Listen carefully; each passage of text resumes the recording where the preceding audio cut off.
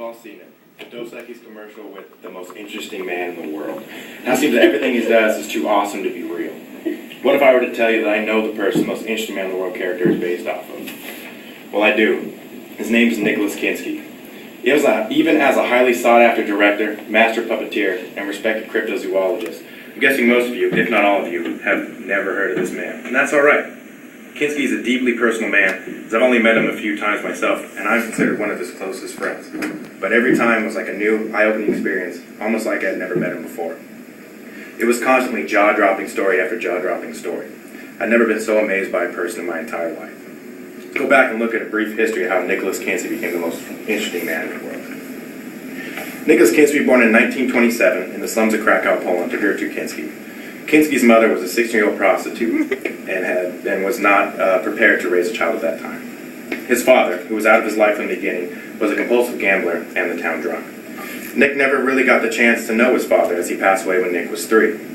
Between ages 3 and 6, nothing is really known of Kinskey. The records begin when he turns 6 and leaves the slums of Krakow and joins a traveling circus with the person his mother gave him to.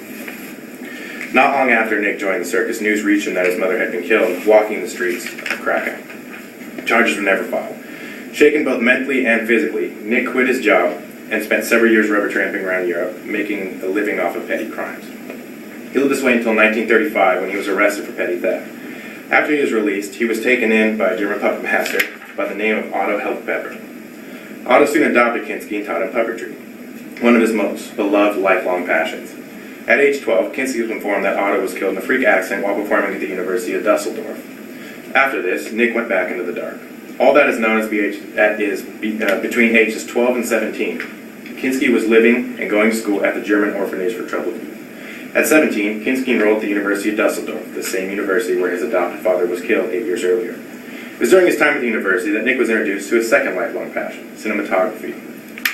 During his later years at the university, Nick was spending all his time and money creating low-budget films that he would send out in an attempt to get hired by any film company he could get to. Just as he was graduating, the German government reached out to Kinskey and asked him to help create propaganda films in an effort to raise the popularity of his country following the Nazi regime. Nick agreed and thus began his career as a filmmaker. It was because of his profession as a filmmaker that Nick avoided serving in the German military, as he was deemed important to the integrity and well-being of German society. After releasing multiple German government-related short films, Kinskey relocated to New Orleans, Louisiana in an attempt to revamp his film career as he believed his creativity and artistic ability were being used for the wrong reasons.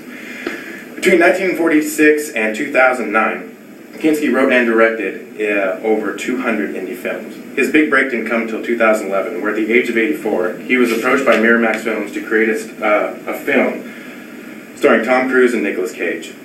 Though that his dream had finally come true, Kinskey accepted the offer and got to work. To make a long story short, the budget got way too expensive and production was canceled this last October. It was during production when I met Nikolaus Kinskey for the very first time. During his time in New Orleans, Kinskey befriended Jason Murray, who just so happens to be a very close friend of mine as well.